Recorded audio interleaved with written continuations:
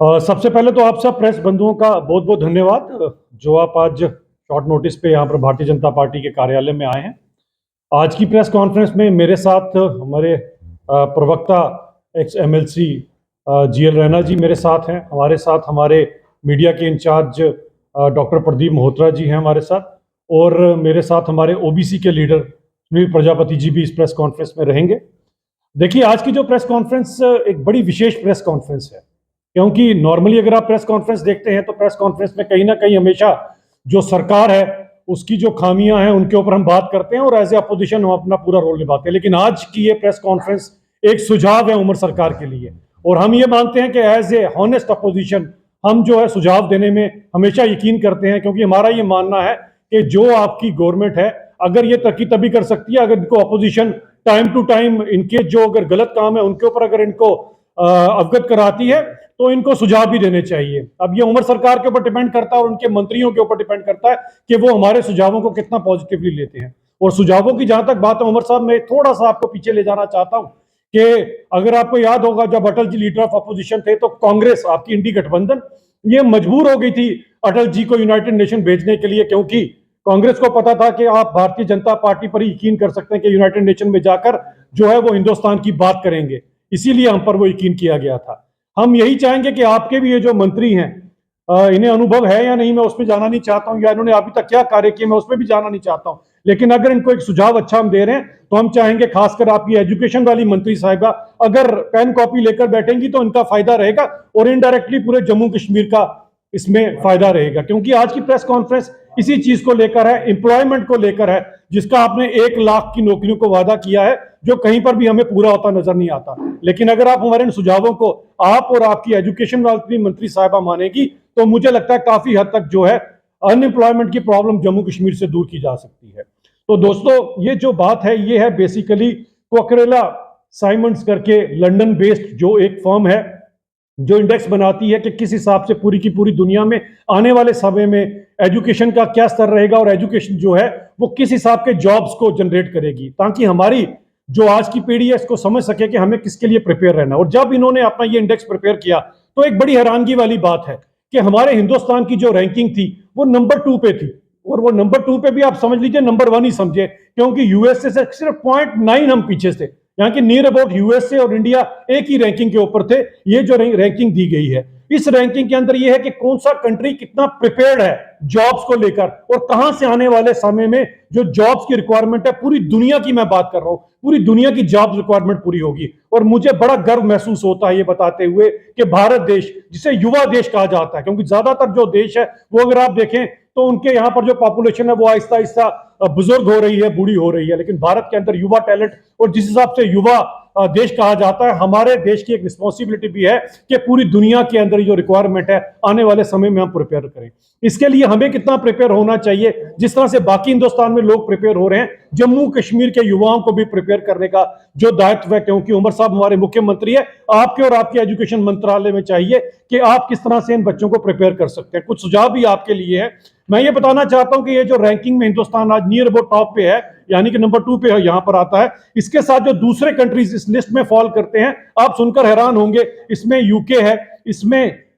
Germany है, इसमें Canada है और इसमें ऑस्ट्रेलिया है। और लेटेस्ट इंडेक्स के अंदर अगर आप खुद सोच सकते हैं, इसी का जो सर्वे किया गया, ये 280 मिलियन जो जॉब्स क्रिएट हुए उसके अंदर किसकी रिक्वायरमेंट ली, कि बड़ा एक सटीक डाटा था जिससे पता लग सकता है कि आने 2 4 5 सालों में जॉब्स किस तरफ होंगे। क्योंकि कहीं ना कहीं मैं युवाओं से भी अपील करना चाहता हूं कि वो जो पुरानी मानसिकता हमारी है कि वही डॉक्टर, इंजीनियर या वकील या इस तरफ ही हम लोगों ने पढ़ना है, उसे बदलकर बदलते हुए समय के साथ हमें अपने आप को एजुकेट करना है, ताकि आने वाले समय में हमारी की हुई जो पढ़ाई है उससे हमें जॉब भी मिल सके और हम पूरी दुनिया की रिक्वायरमेंट पूरी कर सकें। इसीलिए मैं युवाओं को खासकर आपके सभी चैनलों के थ्रू अपील करना चाहता हूं कि वो भी इस तरफ ध्यान दें, और मेरा आपसे जो आग्रह है वो इसी को लेकर है। और ये किसके लिए आता है, ये पर्टिकुलरली आता है खासकर आर्टिफिशियल इंटेलिजेंस की तरफ, एआई की तरफ दुनिया पूरी की पूरी अग्रसर हो रही है, और हमें भी अपनी प्रिपरेशन इसकी तरफ कर रही है। जिस तरह से बाकी हिंदुस्तान में प्रिपेयर हो रहे हैं, इसी तरह से जम्मू कश्मीर के युवाओं को भी एआई की तरफ जो है प्रिपेयर होना है। ग्रीन स्किल्स का आने वाले टाइम में बहुत बड़ी एक रिक्वायरमेंट रहेगी, तो हमारे युवाओं को चाहिए कि ग्रीन स्किल्स की तरफ, एम्प्लॉयमेंट की तरफ जो अपने आप को अग्रसर करें। और इसके अंदर जो सरकार है उसे भी अपना इनिशिएटिव लेना पड़ेगा, क्योंकि जब तक तो भारतीय जनता पार्टी है, जब तक केंद्र की सरकार यहां पर थी, काफी कुछ ऐसा किया गया। अगर आपको याद होगा, जम्मू यूनिवर्सिटी ने एक इनिशिएटिव लिया था, डिजाइन योर डिग्रीज, जिसमें खुद बच्चे अपनी डिग्री डिजाइन कर सकते थे। अपने आप में बहुत बड़ा कार्यक्रम था। इसी तरह से जैसे IIT, IIM, क्लस्टर यूनिवर्सिटी और कितनी सारी यूनिवर्सिटीज पिछले 5-6 सालों में बनाई गई है, ये जॉब्स को लेकर ही बनाई गई हैं। लेकिन अब आगे जो उमर साहब की सरकार के ऊपर रिस्पॉन्सिबिलिटी बनती है, वो यही बनती है कि आप इसको आगे कैसे लेकर जाते हैं। अब मैं समझ सकता हूं कुछ तो आपके जो मंत्री हैं वो तो बिजी हैं माइनिंग के अंदर, उनका ज्यादा जो दिलचस्पी है माइनिंग में, उनका तो बस चले वो शायद ये जो खड्डे नाले हैं इनमें अपना ऑफिस बना लें, लेकिन इनसे ग्रीन स्किल्स नहीं डेवलप होंगे। उमर साहब, ये आप अपने मंत्रियों को बता सकते हैं, इससे ग्रीन स्किल्स डेवलप ना होकर रादर ग्रीनरी को नुकसान ही पहुंचेगा। अगर आपकी एजुकेशन मंत्री साहब इस तरफ ध्यान दे तो इसके अंदर हम लोग काफी कुछ कर सकते हैं, क्योंकि एज ए हेल्थ मिनिस्टर तो उनका फेलियर आपके सामने आ गया, लेकिन एज ए एजुकेशन मंत्री भी कोई खास वो परफॉर्म नहीं कर पा रही हैं। हम उन्हें जो सुझाव देना चाहते हैं और इस सुझाव के लिए हम यहां पर अवेलेबल हैं। जब कभी भी आपको असिस्टेंट चाहिए, आपकी मंत्री साहिबा को हमारे से कुछ मदद चाहिए, तो एक बड़ी हॉनेस्ट अपोजिशन की तरह हम आपके साथ खड़े हैं, क्योंकि पूरे देश को आगे लेकर तभी जा सकते हैं जब जम्मू कश्मीर भी उतनी तरक्की करे जिस तरह से हिंदुस्तान तरक्की कर रहा है। इसके अंदर अगर आपके एजुकेशन मंत्रालय के अंदर कम से कम और कुछ नहीं तो 8th 9th ऑनवर्ड्स AI का सब्जेक्ट अगर इंट्रोड्यूस किया जाता है या AI के ऊपर उन्हें पढ़ाया जाता है बच्चों को, तो ये बच्चे प्रिपेयर हो जाएंगे आने वाले समय में AI के ऊपर, ग्रीन स्किल्स के ऊपर प्रिपेयर हो जाएंगे। यही नहीं, एक बहुत बड़ा सुझाव मैं आपको देने जा रहा हूं। आपके समग्रा के डायरेक्टर अगर ज्यादा व्यस्त ना हो और उनके पास समय हो अगर इसे सुनने का, तो वो समझ सकते हैं इसको कि आपके पास एक बहुत बड़ी राशि केंद्र से दी जाती है समग्रा के अंदर। तो जहां पर अगर वो कल तक को इस चीज का ठीकरा फोड़े कि हमारे पास सोर्स उपलब्ध नहीं है, उन्हें बताना चाहता हूं कि समग्रा के अंदर अगर आप AI लैब्स की एक अगर आप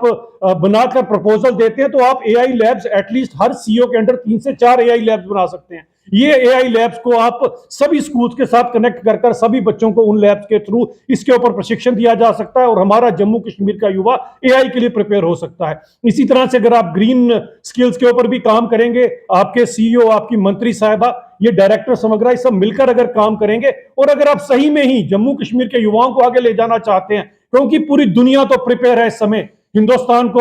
एक्सेप्ट करने के लिए, हम कितने प्रिपेयर है और दुनिया हमारी तरफ देख रही है कि किस तरह से हिंदुस्तान का युवा पूरी दुनिया को आगे लेकर जाएगा। लेकिन क्या जम्मू कश्मीर की सरकार हमारे युवाओं के हाथ इतने मजबूत करेगी कि उनको प्रिपेयर करेगी कि वो AI के लिए, ग्रीन स्किल्स के लिए आगे बढ़ सके? इनिशिएटिव आपके मंत्री को लेना है, आपके यहां पर डायरेक्टर समग्रा को, इन सबको लेना है। हम यही सुझाव देंगे, जब कभी हमारी जरूरत है हम आपको असिस्ट कर सकते हैं इसके लिए एक हॉनेस्ट अपोजिशन की तरह, लेकिन आपके मंत्रियों को भी कम से कम इस तरफ ध्यान देना पड़ेगा, रादर देन आपके जिस तरह से कुछ मंत्री जिन्हें लगता है कि शायद कुछ और ही काम करने में उनका फायदा। देखना यह चाहिए कि देश का फायदा किस तरह है और पूरी दुनिया को वासुदेव कुटुंबकम समझने वाली भारतीय जनता पार्टी आज जम्मू कश्मीर के युवाओं से भी यही उम्मीद लगाकर बैठी है। लेकिन उन युवाओं को आगे लेकर जाना उमर सरकार का काम है और उमर साहब के मंत्रियों का काम है।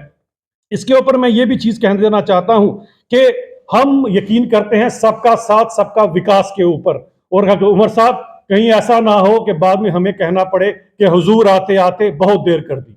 अब मैं चाहूंगा मेरे साथ, क्योंकि रैना साहब हैं, उन्होंने इसी चीज को लेकर, एजुकेशन को लेकर किस तरफ चलना चाहिए, उसके ऊपर उन्होंने कुछ पॉइंट्स बनाए हैं जो आपके साथ वो इस समय शेयर करेंगे।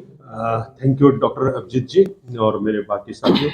देखिए, जो विषय अभिजीत जी ने लिया है ये भविष्य को ध्यान में रखकर, और हम सबको मालूम है कि आदरणीय मोदी जी ने जो विकसित भारत का जो सपना दिखाया है वो सिर्फ भारत के लिए नहीं है, पूरी दुनिया के लिए है कि दुनिया की जो मानवता है उसको जो प्रेजेंट टर्मोइल है उसमें से बाहर निकालकर एक कंस्ट्रक्टिव दुनिया की तरफ हम कैसे बढ़े, ये इसका एक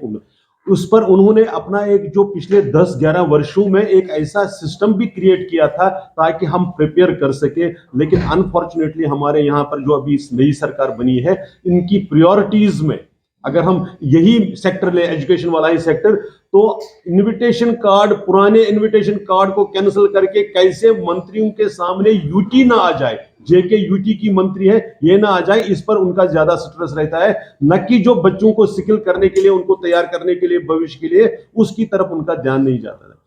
हमने अभी देखा होगा, अभी 9 जनवरी को ही, 8 और 9 जनवरी को जो यूनिवर्सिटी ग्रांट्स कमीशन के हमारे चेयरपर्सन है प्रोफेसर जगदीश कुमार जी, जिन्होंने जेएनयू में एक ऐसा कल्चर जहां भारत तेरे टुकड़े होंगे कैसे बदलकर स्कॉलर्स की रियल सेंस में रिसर्च स्कॉलर्स का एनवायरनमेंट क्रिएट किया था। उन्होंने यूनिवर्सिटी ग्रांट्स कमीशन को भविष्य के लिए तैयार करने के लिए एक अच्छी एक ब्रॉडर योजना डिक्लेयर की है।